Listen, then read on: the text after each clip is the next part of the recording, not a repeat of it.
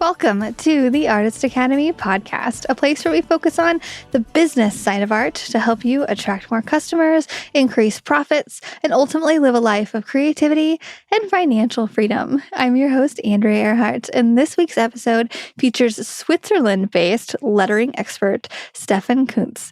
If you're at all into letters, you've probably stumbled upon Stefan's work somewhere on the internet. The dude has over 500,000 Instagram followers, as well as being spread out across all the various social medias. He creates for big name brands like Coca-Cola, no big deal, has built his business to the point of hiring others to help, and also teaches his ways to anyone hoping to learn a bit about lettering. Overall, the thing that I took away from interviewing Stefan was that he's very clean. Let me explain. The way he presents his work is professional. His courses in marketing are very thought through. His photos and videos are well edited, and he takes the time to polish his methodical approach into this art business world. All of that just makes me think of the word clean for some reason. He's just does things very well, and maybe something similar to clean cut or polished or smooth. But anyway, after listening to this interview, check out his photos or videos or courses to get a further view of exactly what I mean. You can see it. But let me know what you think about this week's episode with Stefan Kunz. Hi guys, today I'm here with Stefan Kunz, and I am so excited to talk to him about all things lettering and ProCreate and just everything. So Stefan, thank you so much for joining us. Thank you, Andrea, for having me. Yeah, so can you get us started by telling us a little bit about who you are, just in case anybody is living under a rock and they haven't followed you on Instagram yet? I bet there are thousands of people who have, or if not billions of people who have not heard about me. So my name is Stefan Kunz. I'm a hand lettering artist. I'm based here in Zurich, Switzerland. So that's here for me. I've been doing this since 2012. That's kind of like where my journey began. And in 2014, I feel like that's when my jump into drawing letters by hands actually started. And in 2017, I did the jump to do or pursue that full time. And ever since, it's been a crazy journey. 2019 was the first day I hired somebody, an assistant, and started building a team. And 2022, through a pandemic, still here, still doing what I do. And kind of like this July, I've been taking a whole month off, and I've never done that in the last, I don't know how many years I've done that. I remember school years when you had a whole summer break. That felt amazing. And I'm doing this, and it feels amazing. It's also great to take kind of a step back and feel and looking over what you've accomplished or what I've accomplished over the time, and seeing just all these different steps where it has led you, and kind of the pressure of social media and do I want to still do this? So I'm already opening a lot of doors for some questions here. Yeah, I was thinking there's a lot of ways we could go with this, but thank you for taking time to talk to us while you're on vacation. I know how that is. We just got back from South Africa, and I took a couple weeks off. Yeah, it was, but it's kind of nice to get to talk about art. I scheduled a couple interviews in the very middle of it because I kind of miss it. Do you miss drawing yet, or not really? So this is the thing that's very particular. I don't miss it at all. And it's weird to say it's because kind of that's what I do or make my living with. But at the same time, it's been a great break to take from. And I've wanted to do something on the chalk wall that is right in front of me, right behind that camera. And it's a huge wall. It's a 3x5 meter wall. It's a lot of space, a lot of real estate to draw something amazing on it. But at the same time, I've been reluctant of actually starting anything. I'm just being too procrastinating on this topic. And so I've kind of taking the way around it and not actually tackling anything creatively in that time. It's weird. So it's kind of that scary thought of do I want to go back to work and do stuff, or do I want to keep doing nothing? I don't know. But I feel as soon as you start again, you get into the groove, you get into that creative zone, and you kind of don't want to stop. So I'm scared, but not scared. So it's a weird place to be.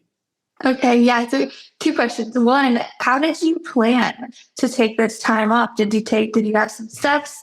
And what caused this? Because maybe just been hustling for several years and you just thought, I'm just going to take July off. So yeah, a lot of things happened to make this possible. So one was over the last couple of years, we had some great years, but then came a tax problem that I faced in my business.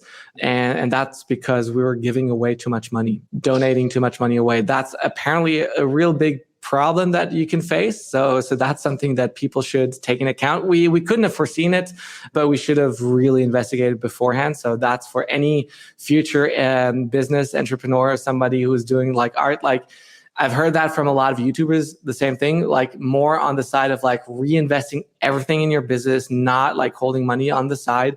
And I've always had money on the side, but like that tax bracket that you come into can kind of like crush you.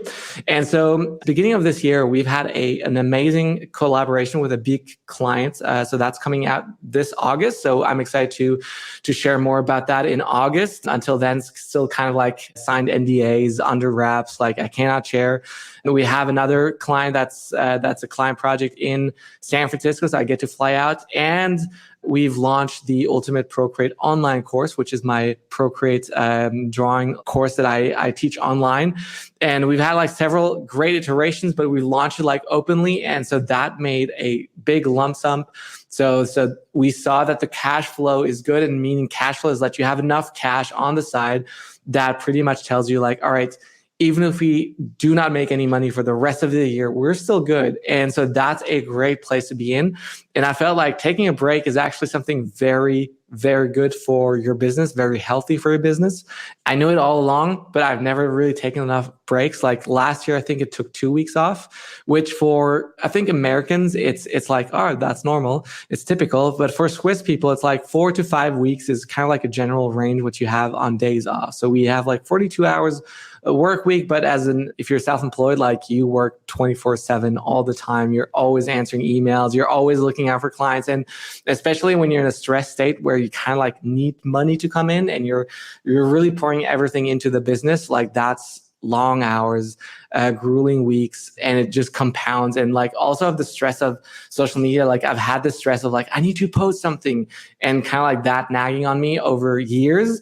I feel like that's now starting to kind of like build off. It's kind of like there's this thing that builds up when you stop cleaning and you stop like making sure, and like it's this calc thing that just keeps compiling, and at some point you just really need to take time off to scrub it away just to get clean again, so that you're able to start fresh and healthy.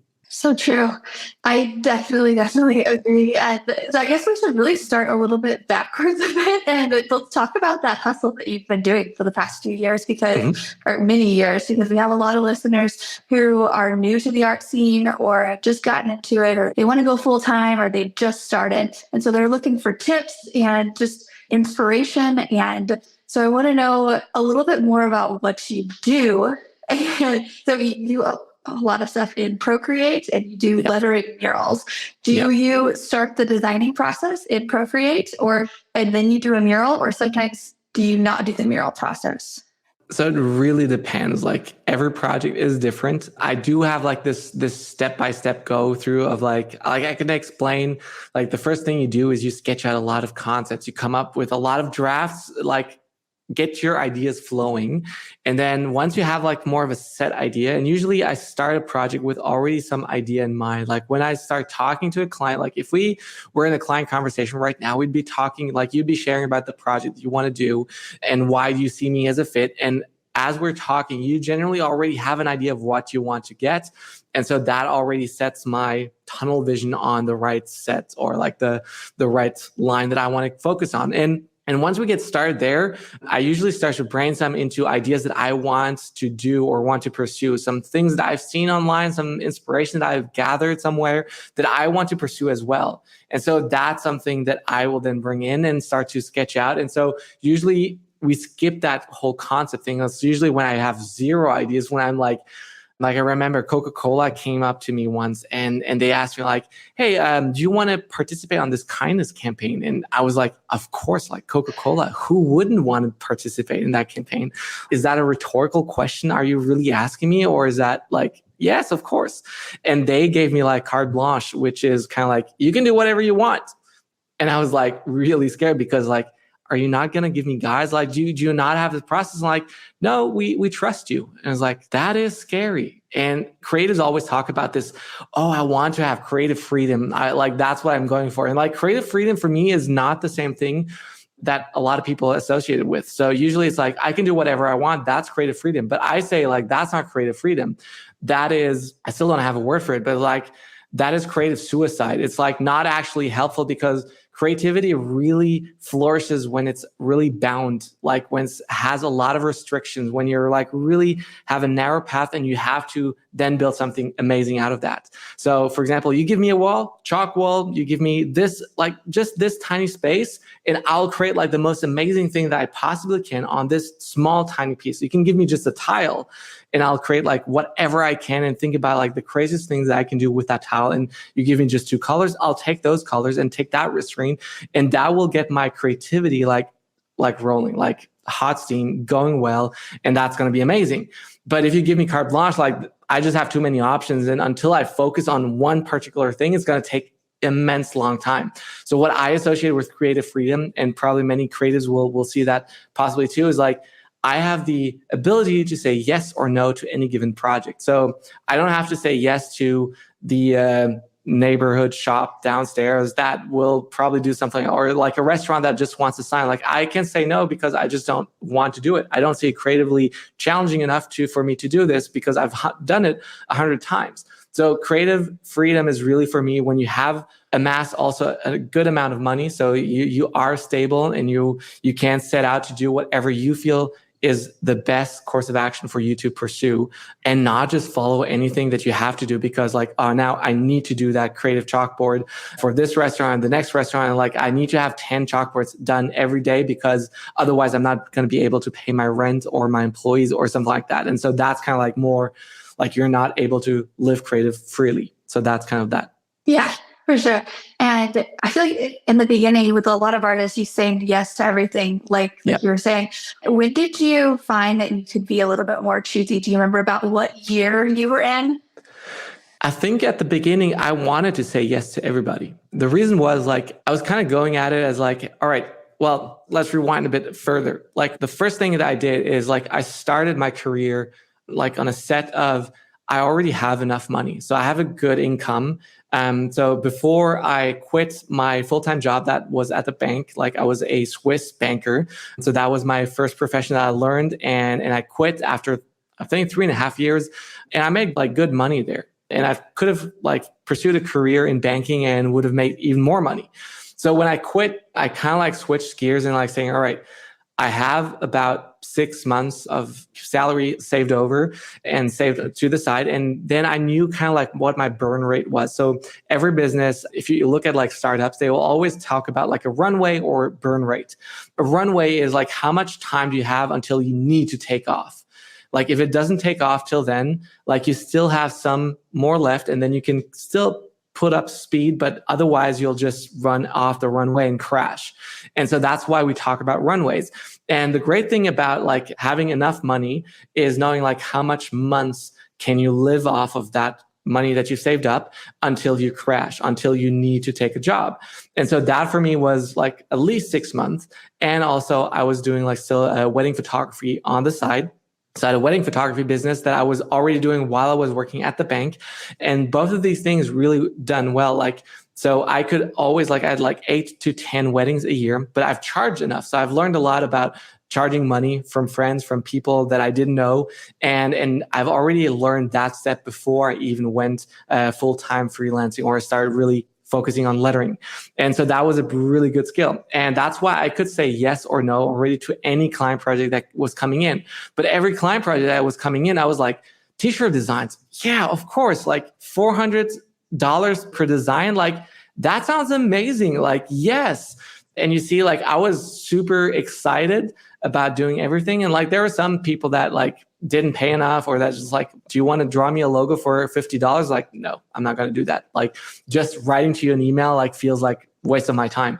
And that's really harsh, but it's kind of like that reality. Like you're writing emails, you're talking, and then you're like, oh, just $50. And like we've written like 50 emails before, and like that's it.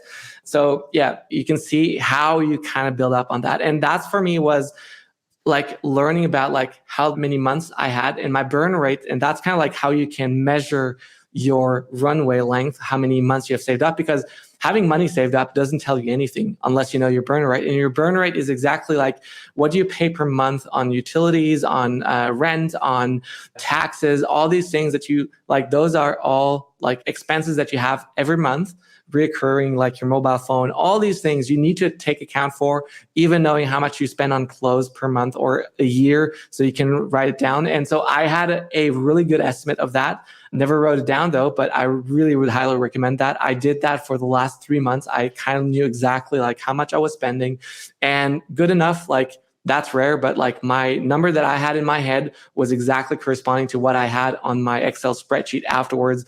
So that's something good. So runway, burn rate, that helps you to kind of like, and the money that you saved up helps you to measure that runway or how long you have. And so I, with that, always knew kind of like when you're making money in, then your runway can extend again. And so you always have time. And so right now my runway still looks about like, I think a year plus that I can live off with all my expenses, with all my employees, with the studio rent and everything, and my expenses myself. And so I could do this for a very long time without having any money coming in. But again, so I know that I have to create a new product or a new course or resell a new course over the next year or so to, again, extend my runway. Yes, that is so true. So I'm getting ready to take a pregnancy leave when the baby comes. And so I have a burn rate in my head of, okay, I could probably last like you almost a year, about a year, but I'm probably going to take like 4 months off because just to be real, and I'll probably get back into it. But yeah, you're totally right. That is something that we do that I don't even really think about it, but I know it, but I just don't say it out loud. So I'm really glad you said that. No, and it's good. It's good to have that in the back of your mind. Like when you're in a business and you're looking at business terms, it's called cash flow. You need to know your cash flow. You need to know that you can always pay your bills. As soon as you cannot pay your bills anymore, you're bankrupt or you have to file for bankruptcy. And that's kind of like a sad part. Like you're not such a big corporation that you can start to do like restructuring or something. It's like, nope, sorry, that's the end. You can get a loan, you can do all of these things, but that's kind of like not the point of that. But in your pregnancy, even then, like for me, taking a month off is usually it should have been like, I don't respond to any emails. People know that I'm away. I'm not taking any projects, but right now I'm still like checking my emails. I'm still seeing some direct messages coming in, and I still have like an online shop going, and I have an employee that's working in the background too, to just check a couple of things. And so that's helpful. But as soon as you start growing your business beyond yourself, you need to invest in those areas too, not just in yourself. And so you need to know all these moving parts, and that makes the business more complex. But usually when you start as an artist to go full-time or start doing it part-time, you're not there yet. And so going back to the first initial question that you asked before, like what would I recommend from all the years that I've like done this and learned from? And the very first like thing that I would tell people is think about it long-term. Like we're so obsessed in the short term. I'm terrible at that. Like I'm so obsessed on this very short term. Like I can even look at just month. Like if I didn't make enough money to pay all my bills in the same month, for me, that's a bad month. And that's stupid because like if you make like 10 times what you would do in 1 month, like when you launch a course, when I launch a course, I make so much more than I would do like over 6 months. And so I can forget that instantly and just focus on that month that I'm in, or just like days even sometimes. And so I need to focus more on longevity. So thinking about like, all right, what is the thing that I want to accomplish? What is the long-term goal? Like, where do I want to kind of like plan my creative journey to go, and not like really focus just on Instagram, on like how well am I performing on Instagram? Like, is this my year? Like, am I growing like crazy or not? And with like people on TikTok, and I've seen this so much, and that's why I'm observing this so well, is like people on TikTok are growing so fast. And with that huge incremental growth, they're like excited. I can launch a business. I can do all these things. And they're doing so many things at the same time. And maybe it's also because last year I turned 30. And so my 20s are gone. I feel like I don't have the same energy anymore. I don't have the same motivation to pour into my business. And I see those 23, 22-year-old like going crazy on TikTok and on social media. But I realize like, wow, I wish I could tell them right now that they should take it slow. Slow is good. And I've been hearing some or listening to some podcasts where some founders have been saying like, you know what? I'm taking it slow. Like, I'm not looking for exponential growth. I'm not looking for this $1 billion idea. I'm not looking for this. I'm just trying to make it year by year. And I want to kind of like be able to pay my employees well, but not doing more than that. And so like we're putting the brakes on our business not to push it too fast. And I was like, whoa, I did not learn that, because on Instagram, on social media, generally on TikTok, all that you hear about is like grow, like grow your email list, grow your like business, grow your online sales, do this and this and this so that you can make money. But then the question is always, what do you want to do with that money? Do you want to retire? Like, I'm taking a month off and I realized like 2 weeks in, it's boring. Like, doing nothing is boring. Like, I want to be able to do that. Like, I've always been telling myself, like, if I make a lot of money or if I somehow get millions of dollars, like, I want to keep doing businesses or create businesses or invest in businesses and being some coach or something entrepreneur in some way, but not doing nothing. And so your question is always like, what do you want to do with that time? And that's a great question to ask yourself. Yeah, it's so true that we're all in it for the long game, and slow growth is good growth.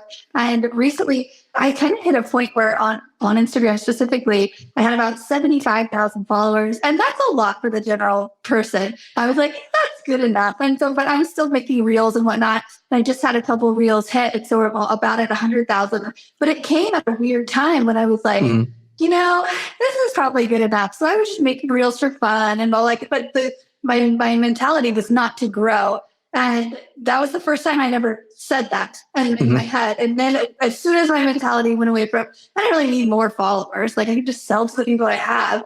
And now it's growing and growing and growing. And I'm like, that's awesome. Well, this is nice too. But have you ever felt that? Like, do you go in a growth phase and then a sell phase? Or I used to have like generally like year over year growth phase. So I think 2016 was kind of like a pivotal year for me because I was coming out of a 100-day creative challenge. So 100 days creating something every single day, and always had to do something with letters, something creative. And I felt that was like super challenging. It was one of the best creative times I've ever had. I even thought or contemplated about doing this over the 30 days that I had like a vacation, like days off, is like doing a 30-day challenge while not working. Like, I can really take the time to just create. But I realized like it's going to be stressful to do that, especially because I'm very competitive, and I'm not just competitive against other people. I'm competitive with myself. So if I'm like not pushing it further, like one up myself every single time, like I'm like, you can just forget it. Like, I'm not even interested. Like, even playing like board games with me is terrible. Like, my girlfriend, she keeps kind of like nagging on me on that part because I keep like investing myself too much into that. Like, we played Settlers of Catan yesterday, and I started to be really quiet. And she was like, something is up. Like, he must win probably very soon. And like, I rolled the dice, last one, got the game, was able to finish everything. And I was like, and suddenly I feel like all the tension just fall off because I was so invested into the game. And like, I played chess the day before with somebody, like with a clock. And I was just so like, I lost every single time, but I was so invested in it that I was like, I need to focus. I need to, like, if I cannot beat him, I need to hold longer into the game and try to like keep the watch. And just, it wasn't my day, but that's kind of the person I am. So I was coming out of that 100-day creative challenge, and I was like gaining about 200 followers a day. So my banking background, what I learned is like, all right, open up a spreadsheet, write it down, like analyze kind of like the growth rate. And so like we talked about burn rate, runway, all these things, you see like all these financial terms that are coming in, like now is like my growth rate. So 200 followers every single day. And I was like, all right, till the end of the year, how much will I grow? And I was like 100K. I would hit 100K by, I think, December 28th. That was the 100K mark. And I was like, dang, if I just keep it up, like what I'm doing right now, if I keep it up till the end of the year, I can hit 100K. And that was like 30,000 followers in. And it's like, that blew my mind. Like, you got to imagine, it's like, you never feel like it's possible. It's like kind of like somebody telling you like you could reach 1 million followers on TikTok if you just keep posting every single day. I'm like, that's impossible, but no, it's true. And so I kept doing that. I had like moments where it's like, above that target rate.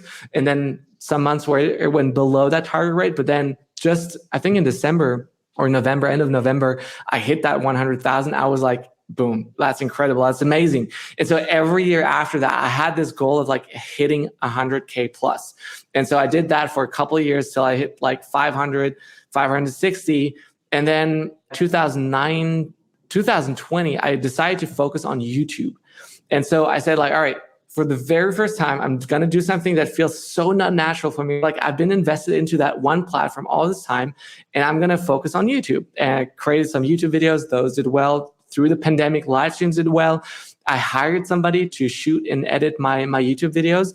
That didn't do well. It had nothing really to do with just him. It's kind of like, it was just, I was doing too many things. I was spreading my thin too thin on all levels. And there's another like great lesson for anybody who's starting out. Focus on one thing and do that one thing really great. Like if it's an email list, focus on that email list. If it's Instagram, focus on Instagram. If it's TikTok, just focus on TikTok. Don't try to already start on YouTube. Like you can find and figure out ways to monetize that on TikTok as well. Like if it's, I don't know what other apps there are. If it's Pinterest, like a lot of people make a lot of money on Pinterest. Did you know that? Yeah, I've tried. I posted, and most of my stuff is into Instagram. That's my main thing. And so I'll post on Pinterest, I'll post on TikTok. But you're right, it is where you focus.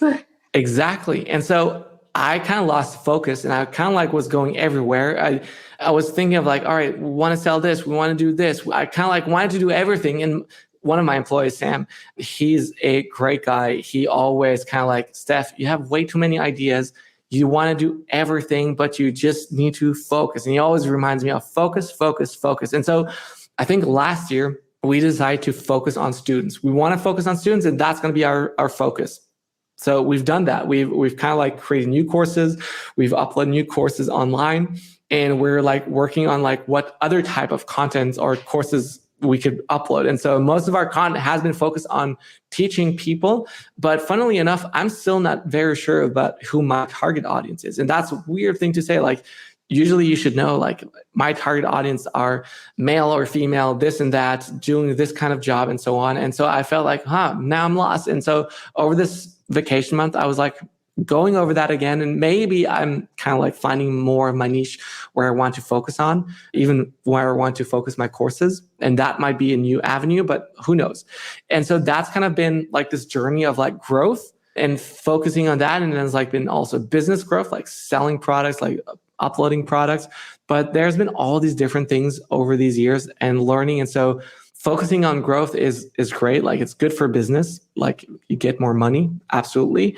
But it's not necessarily the longevity goal. So it's kind of like this idea of like, if you want to go fast, go alone. If you want to go far, go together. And so it really sounds true once you look at it from that perspective, that like, all right, I'm kind of, or I feel burnt out. I'm not burnt out, but I feel burnt out of all this pushing, this creativity, like squeezing the social media juice out of me to post something. Like I feel like sometimes like I don't want to post anything anymore. I don't even know what I would want to post. I don't know what I want to share or write about and stuff like that.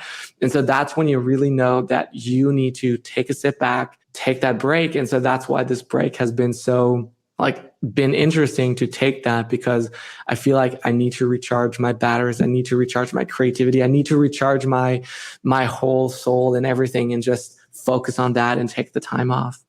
I'm so glad you're doing that. So real quick, so I know a lot of my listeners are like, wait. So how did you grow on Instagram? Exactly. How did you get 200 followers a year? What was specifically were you doing? Were you going live? Were you posting once a day? What kind of posts were they? See, this is the interesting part. Because I've done it over 5 years, it really doesn't matter what I did. And you won't believe me if I told you so, but I've gone through a lot of algorithm changes and updates and all of these things. And even now, like, I'll tell you right now, Reels, you need to create Reels. Whatever you want to do, you need to create Reels, and you need to learn to tell stories. I've had about 4 or 5 videos that went over 1 million views, and I have had 2 on where I create a mosaic. So it's a piece that really takes a lot of time to create. And I share about those in my Instagram stories, but once I posted them, like, it got 10, 20,000 likes. And then suddenly like a week later or something, it started to blow up. And like right now, while I'm on vacation, like it reached 155,000 likes. And so like I didn't grow that much through that video. That's kind of like the sad part. Like growth right now is usually if you're growing on another platform and if people are coming across platform to you to follow you on that platform too. So if you're on TikTok, you got millions of followers on TikTok and people are like kind of like going like, oh, is that person also on Instagram? Yes, cool. I'm going to follow them. So that's kind of like this thing that's happening right now. But I haven't seen growth on Instagram for a lot of creators. Like I've talked to a lot of different creators from photography to videography, like all makeup artists, all these things that people are trying to put in. And unless they have something that's very TikTok-like, they're not really growing. Like just posting photos, like you might have a post that goes viral, but viral isn't great, actually. Viral is not great for your business because you need to focus on doing this one thing great and like getting more clients. Like Marques Brownlee, one of those tech bloggers on YouTube, he said one of the things that has been the most crucial for his journey as a creator was that he never went viral. He grew step by step, small incremental steps, no exponential growth. And that helped him to kind of like keep going on a rate that he sees is like can be held for a long time, because he could do this probably till he's 60. And that for me, that mentality is like mind blowing, because you're not just chasing after how am I going to reach those goals of like hitting 200 new followers a day? Like, how do I do this? Because early days, it was really like, can you like post enough a day? Like, can you post a lot of photos a day, every single day? Like, are these posts like viral or like, are they shareable? And I've written down like 10 rules of social media for people that I taught it to and shared about. And those 10 steps, like they entail like, are you clear on what you're communicating? Are you clear on like, is your post you're sharing shareable? Like, is your idea able to be summarized into 2 words? Like, this is the cat video where he jumps into the lake. Like, oh yeah, totally got this. Like on TikTok, most of the videos, like, have you seen this guy dancing in like doing this dance and like, oh yeah, totally. Or my money don't jiggle, jiggle. Like you see that song and you immediately know, like, I know where it comes from. I've seen all the videos. Like there's so many things around that. And that's a trend. And you're lucky if you hit that trend. Like the guy who kind of sang that unknowingly, like had a remix done by somebody else and that went wild. And the guys who did that remix, they are now signed to a major label, got a crazy deal out of that. And so you got to just imagine, like you hit that high, but that's kind of like a drug high. Like you're like, whoa, this was a great hit. And then you go down back again to like normal day and you're like, when is the next hit? Like when does the next thing come out? And you're chasing that thing because that's kind of been your new point of reference for the next high. Like if you're not reaching this, like, why bother? And you remember, like I said, I always want to up myself by at least one. So I have this problem. Like I made I think it was 2017. I had one of those craziest sales, or it was 2018, beginning of 2018 on my website. Like my website didn't do well. Like it made about $5,000 a year. That was my best year, 2017. 2018 in February or something, I had one of my products come out and it did over $37,000 in like a couple of days.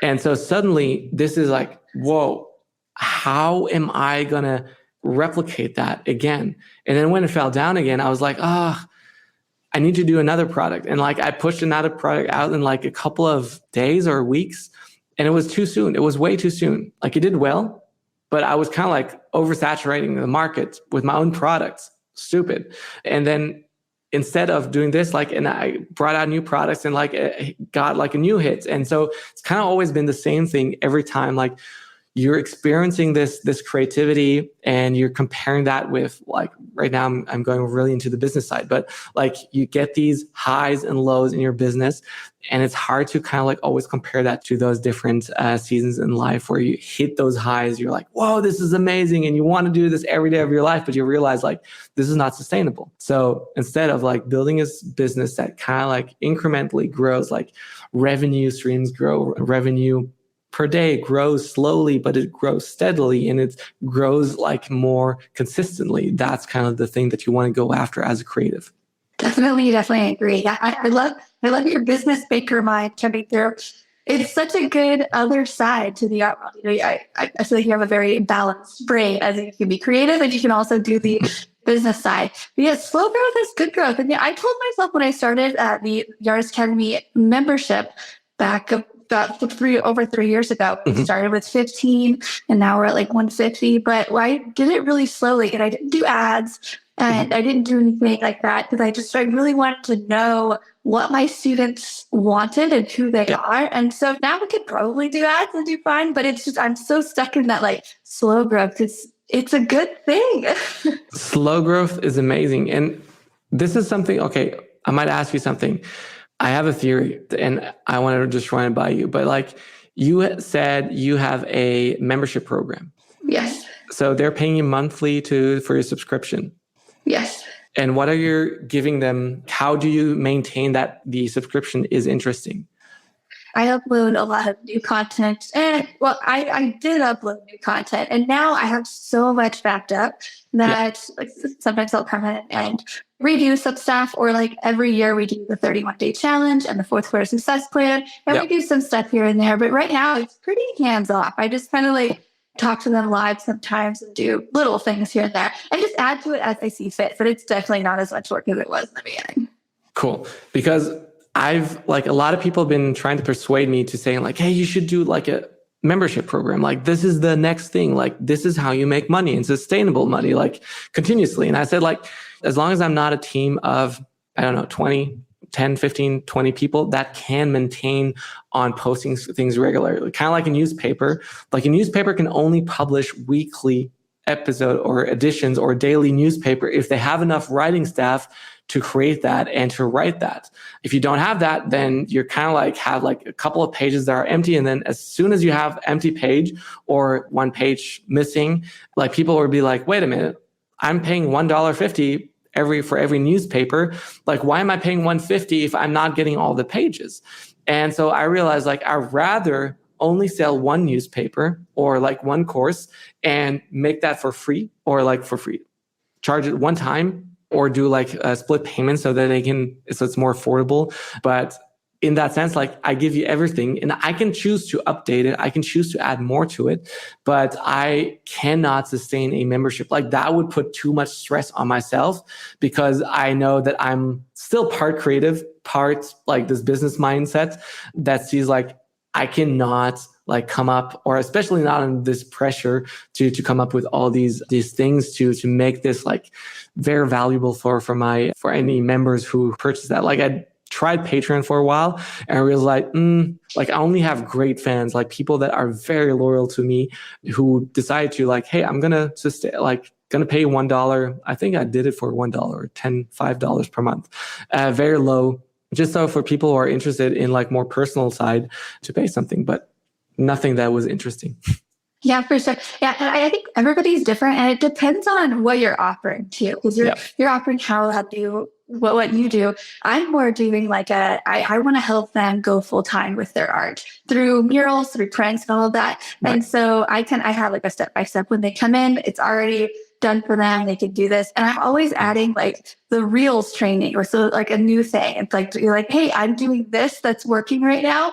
If you guys want to try it, it's exactly how I do it. So that's so I feel like a membership program is more of a journey and like your art journey is, starting from building a website to sometimes it takes a year for people to pop off. Sometimes it takes 3 months. Sometimes it takes 3 years. So it's like however long it takes you. Yeah. But you're a banker guy. You know your numbers. I'm curious, what percentage of your income comes from teaching versus painting or creating for clients? Ooh, good question. So right now, this year, it was almost split half clients and like client work and teaching and online courses. But it's kind of like now, like the online courses have, because we launched a big course, and that's one of my biggest courses yet, the Ultimate ProCreate online course. Tell us about it. Promote it, because there's a lot of artists in here looking through a lot of different things. So I used to draw like on a Wacom Cintiq. So I don't know if people know this, like these tablets like that are made for artists, like usually like big illustrators would work on that. So if you wanted to work digitally on something, that's what you use. I used that. And when the iPad came out with the stylus, I was like, there's no way that this mass product is going to be like super useful for artists. I was dead wrong. I like, as soon as I got it, like I first tried it out in the store, still wasn't happy, but I then bought it. And in like just in a short time span of like a couple of months, I really got from one iPad to another because I just wanted the best one for me because I found it so useful and I kept drawing. Like I could take it with me everywhere. Like one of the funny stories that I tell people is that I went to like with a Wacom Cintiq that I had, like you had to plug it into your computer with a HDMI cable and you had to plug it into a power outlet. So my thing was when I was going to a restaurant and I was in Australia for like a trip, I went into a cafe because I love working out of cafe. Like it's this ambiance that you really love. And I made the mistake of opening the door and looking down under the table. And of course, the barista on the other side saw me and is like, "Are you crazy? Go out." And I was like, "Wait, why?" Like I was looking for get out and I couldn't even explain myself. Like I was just looking if they had power outlets, but because it was summer and people were wearing skirts, I kind of like got that bad look. And so that was kind of like the stupid thing. So that's why since I have this iPad, I can now go anywhere, everywhere. I only have like my iPad usually when I'm traveling and I can draw everything. And so I've created so many amazing things on ProCreate with ProCreate. So the Coca-Cola project that I did that went on Times Square, did that on ProCreate. I did a summer campaign for the airport Zurich, which was like huge, like so many different artboards, so many different placements, like huge billboards, like even a 20 by 30 meter poster that was put on a huge parking lot, created in ProCreate. Now, like this next project that's coming out, that's for Nespresso, created in ProCreate. And so many huge client names, project that I've done, all done with ProCreate. And I use it for like, even when I create murals, when I create art pieces, chalk walls, like some pieces that you think is a chalk wall is actually drawn in ProCreate because sometimes I can just fool people with that. And it's a fun thing. So ProCreate has been a life changer for me in terms of like speed of delivery, the tools that you can use, like even monetary. Like when I launched the course, I shared this talk on how I made $1 million with ProCreate. Parts of that is through teaching it, but a lot of parts is by creating products that are useful for ProCreate, like brushes. One of my favorite tools is like the grid and letter builder, which is like the easiest way to draw letters with and to create beautiful composition is like those two tools have helped like tens of thousands of artists. And so that's why I felt like I need to teach that to people. And so I've built a course first. And the first part is for free. You can get that for free on our website. It's like all about ProCreate. It's 2 hours long. It's like going through every single thing. Like imagine having a pro going through every single detail, clicking on everything and telling you like this does this here. And it shows you off like here in adjustment and saturation, like saturation, you can do that. Like maybe you know saturation, but you don't know where to click. And so at first you get like this whole thing of like all these information, totally not relevant, but it will make sense. And we're starting to use all of these tools, all of these elements one by one by going through it individually. And so that's what I love. It's like I've created different projects that we're going to go through. It's like 7 modules. Like the first one is beginning ProCreate 101, starting with ProCreate. The next one is like drawing digitally. Like if you're starting out drawing digitally, like you're maybe really aware of how to do it on paper, like sketching out, doing like other things, tracing paper and so on. But how do you use layers? Like what's the process look like in ProCreate? And so that's where I start. I want to take those steps to teach you that from creating like the sketches to all the way to the final design. And so those are like all these processes in the first or the second module. The third one is like, then how do you add depth to your design? Like we use letters to kind of like explain everything. But the third module is 3D. So how do you add depth to your design? And with letters, it's like there are 2 ways, like simplified 3D and 1-point perspective. So we're going into little details of that. Like I've got a whole other course on 3D itself, but like adding shadows, adding like cast shadows, all these things that make your design even like boom, wow. But then module 4 is like textures. Like how do you get that clean look. A lot of people love that clean look, but it still feels like there's nothing to it. It looks so digital. I hate that. And when you're a muralist, you go to the wall, you feel that wall, you feel that texture, and it's like, it feels so nice. And so that's exactly what I want. Like, apply those textures onto your design. So when you look at them and when you look on Instagram, you're like, oh, that feels nice. Like, I can feel this paper. I can feel this wood texture. I can create amazing things. And we create wild things. Like, there are some examples of like what students have created is like just wild. And sometimes I don't even understand how they got there, but apparently with my lessons, they somehow learned those tricks. Absolutely amazed by that.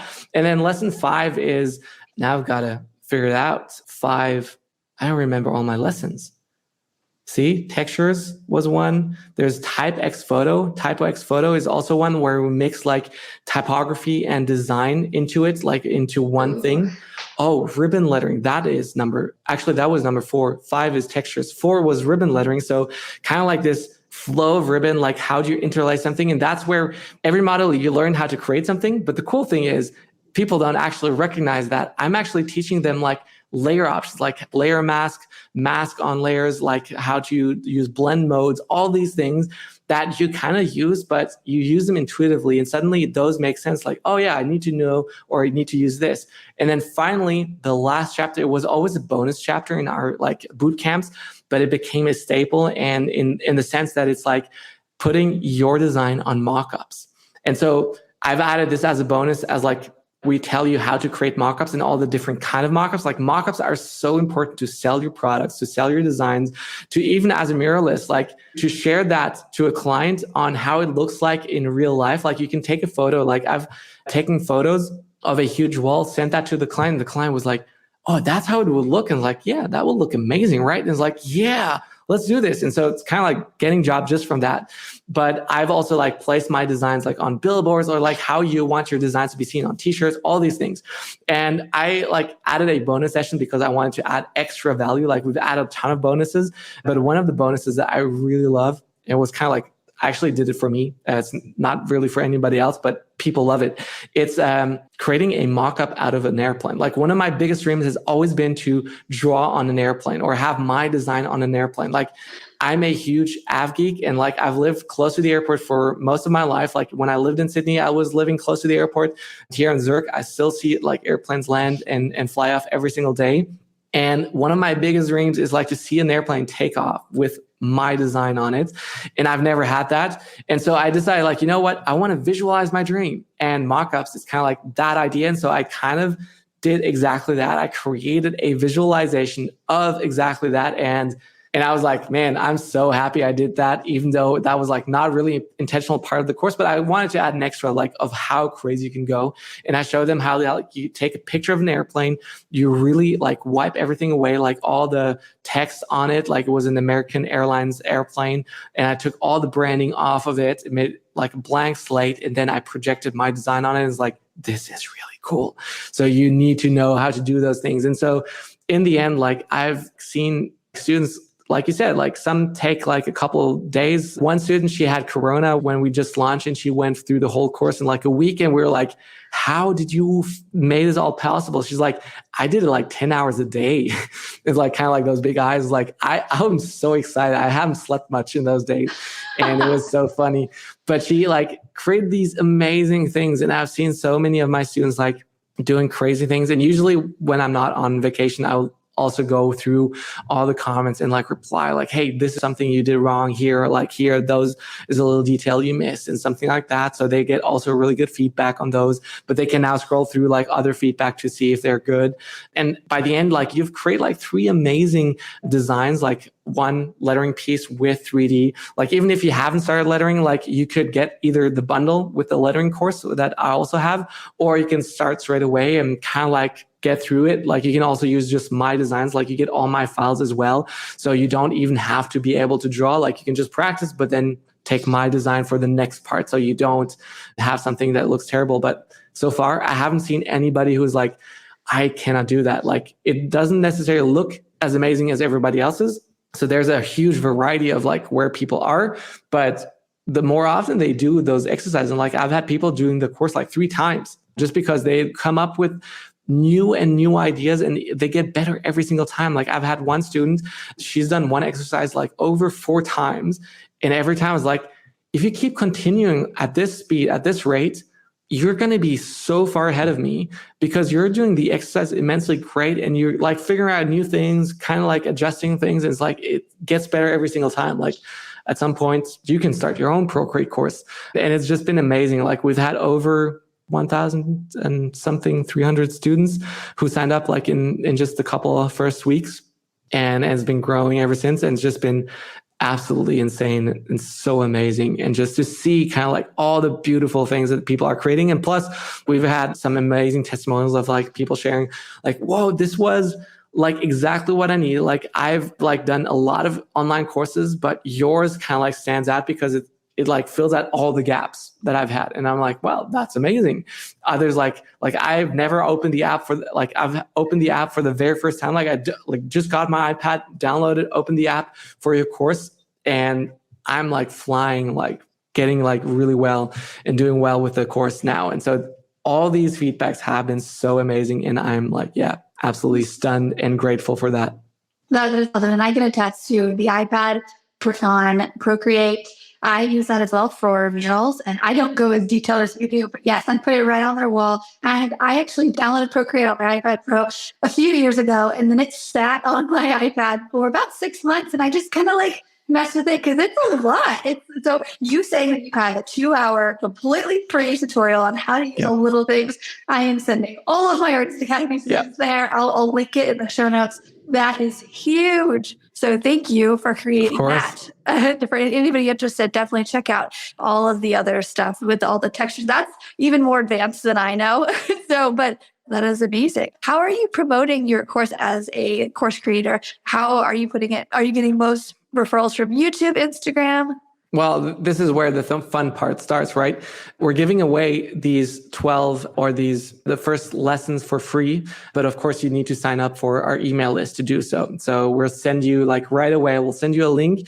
And then usually after that, we're going like through like, hey, this is amazing things that you can learn in here. Like here, you can also learn on YouTube, and we'll get you a couple of emails. And so usually that's like an email chain, which is great. So anybody who signs up to that email list, you're going to get about 12 emails.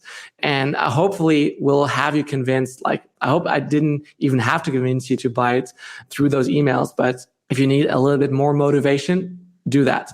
But that's kind of like one way to doing it, something new that we've been trying out.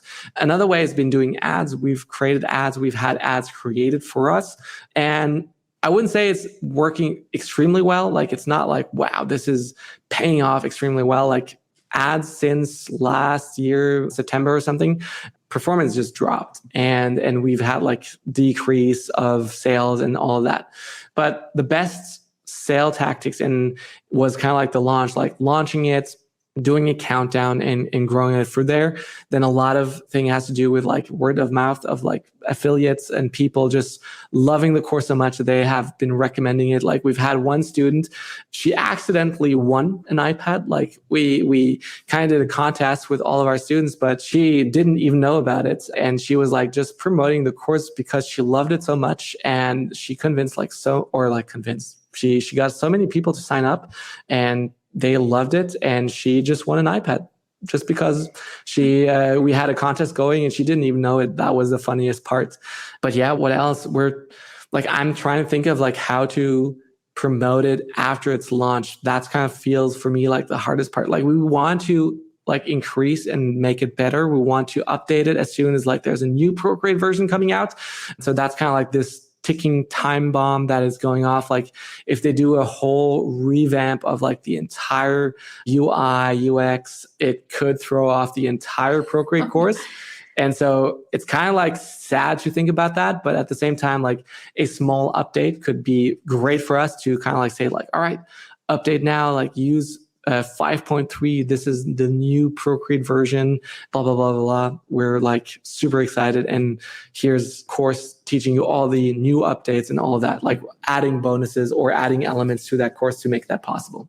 I gotcha. Awesome. Well, we are going over time right now, which is, I noticed it's really easy to do that with a guest who's a great communicator. And you're very well spoken. You tell stories really well. You communicate well. And I think that goes into what you do with your videos, short and long videos, and your courses and whatnot. So I can see the success just gleaming off of you. And I hope it spills off into our listeners as well. Oh, that's kind. Thank you. Yes, for sure. So yeah, thank you so much for coming on and sharing all of your knowledge. This has been such a treat. And everybody, again, I will include the link to your free 2-hour tutorial. Where can they go to get that? So courses.stefankunz.com. So any social media link where you find me, like at Stefan Kunz, so StefanKunz, as on Instagram, YouTube, and all of that. Like, you'll find links on my website. You'll find links for those courses. On those courses, if you just want to go get the free stuff, like, go scroll down, sign up for that email list. It's all at the bottom. Like, when we ask you, like, if you're not convinced, try it out. And so you can sign up there, and then you'll get like a free link. But I can also send you like the link to all those things. So we have those in the show notes.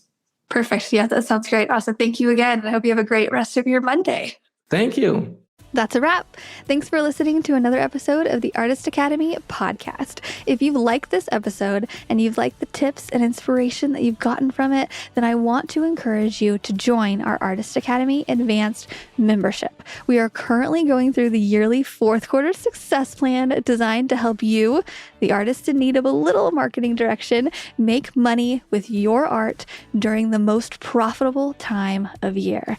If there's ever a time to double down on your art business efforts with promoting and pitching and sending out the emails that you know you need to send out and creating holiday window art and getting clear on what you're offering this holiday season and communicating that effectively with your audience, now is that time. Every year I double down on my efforts to sell during the 4th quarter, and every year I get better and better at it and make even more money than any year prior.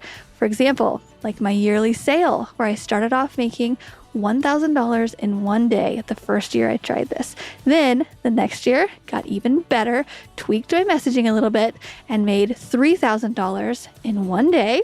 And then the following year made $5,000 in one day selling the art that was just sitting on my website that nobody had yet purchased, just by enhancing my marketing and promotion efforts with this 4th quarter success plan. Every year I give you the exact game plan that I'm using, refined by years past, in the form of step-by-step videos and templates for you to use to sell your unique art.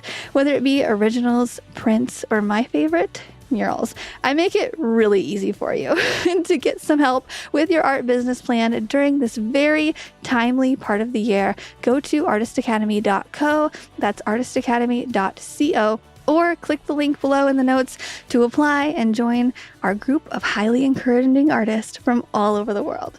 Again, it's artistacademy.co, and I'll see you inside the membership for our 4th quarter success plan.